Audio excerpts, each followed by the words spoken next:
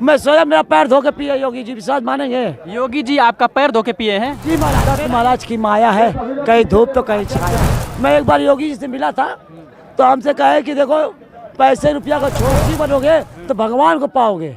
और मेरे जिले में किशोरी नामक ग्राम सभा में, और आप मेरे पीछे देख सकते हैं एक 7-9 कुंड का यहाँ पे आग का धधकता गोला आपको नज़र आ रहा होगा।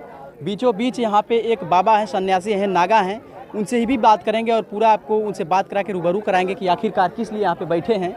और यही नहीं, आसपास के और अन्य भी ग्रामीणों से चल करके बूढ़े, बच्चे, नौजवान और माताएं बहनें भी आई हुई हैं। कहीं ना कहीं एक आस्था का विषय है और आस्था लेकर के, मन में कुछ श्रद्धा लेकर के यहाँ पे इस बाबा के पास आई हैं। कोई पुत्र प्राप्ति को लेकर, कोई अपनी समस्याओं को लेकर, कोई लेकर के बाबा के पास लोग चल करके आए हैं और कहीं ना कहीं आस लगाए हैं कि इनसे यदि बाबा के पास जाते हैं, जो इनके अंदर अद्भुत शक्तियाँ है, जैसा कि आप देख सकते हैं 9 कुंड आग के बीच बीच बैठे हैं। कहीं ना कहीं ये लोग देख कर लोग अंदाजा लगा रहे हैं कि बाबा के अंदर एक अद्भुत शक्तियाँ है, इसलिए बाबा बैठ रहे हैं और सभी लोगों की समस्याएं दूर कर रहे हैं। हालांकि बाबा से भी बातचीत करेंगे और यहाँ पे लोग हैं किस लिए आए हैं आपको मैंने पिछले वीडियो में दिखाया और बताया भी था, और इनसे साक्षात बात करेंगे। जो कि आप देख सकते हैं परिक्रमा का जो कि है प्रक्रिया स्टार्ट हो गया है, लोग परिक्रमा करेंगे और आशीर्वाद लेंगे बाबा का। तो चलिए कहाँ तक क्या है सच्चाई है, लोग आपको बता दें कि लोग अंधविश्वास में भी डूबे होते हैं और लोग ये भी कहते हैं कि ज़्यादा अंधविश्वास नहीं करना चाहिए, लेकिन जो लोग इस चीज़ को नहीं मानते हैं उनको भी मैं दिखाने का प्रयास करूँगा, बताने का प्रयास करूँगा कि जो आम लोग होते हैं इस आग के अंदर, आग के बीचे बीच नहीं बैठ सकते हैं। भलाइए खातिर सवाल बा। लोग बहुत कहे ना लोग कि कुल अंधविश्वास के चक्कर में ना रहे के चाहिए, और बहुत लोग कहे ना कि शक्ति भी होला। विश्वास पर सवाल है, विश्वास पर सवाल है, यानी शक्ति है बाबा के अंदर। शक्ति है ये। और भी लोग हैं। क्या नाम है चाचा आपका? विजय शर्मा। बाबा कब से बैठे हुए हैं? बाबा को बैठे हुए 12 बजे बैठे हैं आग जला के। इधर आइए थोड़ा सा। 12 बजे बैठे हैं? हाँ, रोज बैठते हैं कि आज ही बैठे हैं? नहीं बैठते हैं रोज दोपहर में 12 बजे बैठ जाते हैं आग जला के। अच्छा। 1:30-2 बजे तक चलता है कार्यक्रम, फिर इसके बाद निकलते हैं, प्रसाद वगैरह बंटता है, फिर इसके बाद सब लोग अपनी जनता अपने अपने घर। तो क्या मतलब इतना लोग, इतना ज़्यादा भीड़ क्यों हो रहा है? कुछ इनके खास रीजन है? भाई कोई पुत्र प्राप्ति के लिए आया है, कोई दाग हो जाता है सफ़ेद, उस जो सफ़ेद दाग हो गया है उसके लिए आया है, कोई मिर्गी फरका के लिए आया है, कोई और दुख दरिद्र है, भूत प्रेत बाधा वाले वो भी आते हैं, और कुछ लोग आस्था जुट गई है बाबा से उसके लिए आते हैं, और कुछ लोग तमाशा भी देखने आते हैं, चलो बाबा देखें क्या तमाशा दिखाएंगे। ऐसे भी लोग हैं, ये बात तो है नहीं कि मिर्ची डाला जा रहा है, लेकिन किसी को लग रहा है, किसी को नहीं लग रहा है। नहीं लग तो ये रहा है। आस्था का विषय है, अंधविश्वास है? नहीं, आस्था के विषय अंधविश्वास रहता तो सभी को लगता है, यानी अंधविश्वास नहीं है?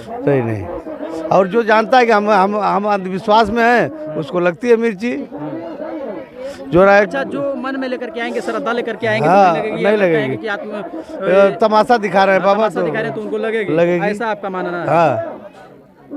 चलिए और भी लोग हैं, उनसे बात करेंगे। फिलहाल बाबा से भी बात करेंगे। थोड़ा सा बाबा से बोल दीजिए कि हमसे बात कर लें।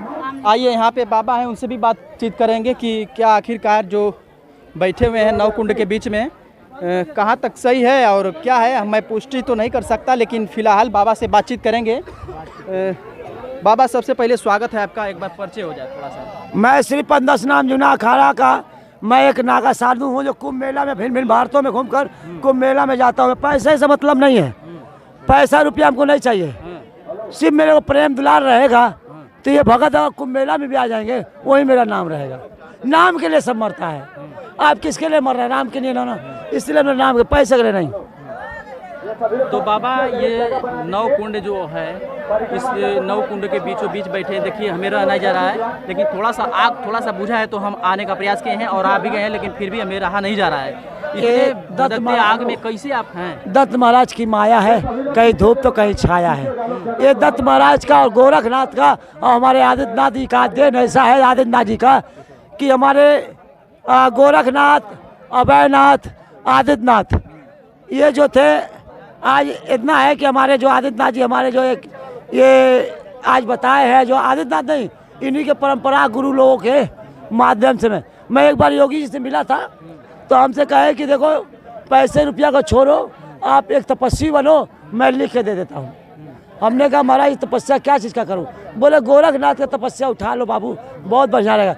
मैं आदित्यनाथ के कहने से मैं गोरखनाथ के तपस्या उठाया। योगी के कहने पर? जी महाराज। योगी जी से मिल चुके हैं? मैं 5 बार मिलता हूँ। उत्तर प्रदेश के मुख्यमंत्री योगी जी से? जी महाराज। उन्होंने बोला कि आपको इस उनने तपस्या करना है। उनने मैं जब 5 दिन तपस्या किया और मेरे से जब वो मिले तो कहे बाबा गाड़ी से क्यों घूम रहे हो, आप तपस्वी बनोगे तो भगवान को पाओगे, और मेरे जैसे गाड़ी में घूमोगे तो सब नेता बेकार है।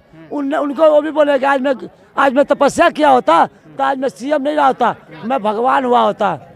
ये आप भगवान बनिए महाराज, ये आपको आशीर्वाद में दे रहा हूँ और आप मेरे को आशीर्वाद। मैं स्वयं मेरा पैर धो के पिए, योगी जी विश्वास मानेंगे? योगी जी आपका पैर धो के पिए हैं? जी महाराज, मेरा नहीं। 50 साधु बैठे हुए थे, वो भंडारा जब गुरु महाराज मर गए थे उनके, अभयनाथ जी महाराज जी। तो जब अभयनाथ जी महाराज मर जाते तो 16 काम क्रिया होता है, तो उसमें 16 में हम भी बैठे थे। तो सब संतों का पैर धो के पी रहे थे, तो हमारा भी पी लिए। अच्छा, मतलब सब ही संतों का पैर धो के पी रहे थे, यानी कि गुरु मानते हुए? नहीं, उनको साधु संत मानते हुए? संत महात्मा मानते हैं, गुरु नहीं। गुरु तो एक ही होता है। हम आत्मा मानते हैं उन लोगों का। महात्मा जैसे आप भी थे? हम भी थे। अच्छा, हम भी थे। उनके कहने पे इतना बड़ा डिसीजन लिया और इस तरीके का काम? अरे महाराज, संत महात्मा है वो भंडारा करते। संत महात्मा पैर नहीं धोके पिएगा तो कौन पिएगा?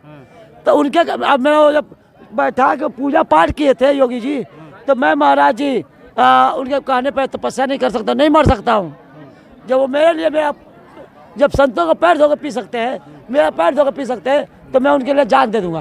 अच्छा, लोग ये सोच के आ रहे हैं कि श्रद्धा लेकर कोई आ रहा है, और कोई कह रहा है कि अंधविश्वास है, और ये भी कह रहा है कि कोई नहीं कहता अंधविश्वास। पुत्र प्राप्ति को लेकर के कोई आ रहा है, कोई अन्य बीमारी लेकर के आ रहा है, तो क्या कुछ असर पड़ेगा उन लोगों की समस्या ठीक हो सकती है? 4 फरका, मिर्गी, सफेदी और पुत्र प्राप्ति।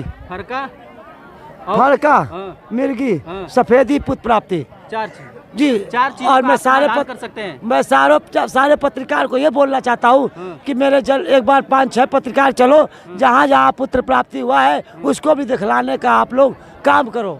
हाँ जी, यानी 4 समस्याओं को आप समाधान दे सकते हैं? दे सकते हैं। पुत्र प्राप्ति और जी, जो अगले साल जी, इन सभी 4 को आप समाधान जी। इसके जो अगले साल मैं तपस्या किया था मर्दानपुर लक्ष्मण में, चलिए दिखाऊं। जिसको पुत्र प्राप्ति दिया तो सबका हुआ है, उसको दिखाएंगे नहीं, क्योंकि सत्य कोई नहीं दिखाता, झूठ दिखाता है। यानी आपसे जो आस्था रखता है, जो आपसे ताल्लुक रखता है, मेरे ताल्लुक मत देखिए। देखिए अभी अब देखिए ना, किसी को फ्री में दे देता हूँ, किसी से गुस्सा में सामान मांग, मैं कहता हूँ सेवा करो फ्री दे दूंगा।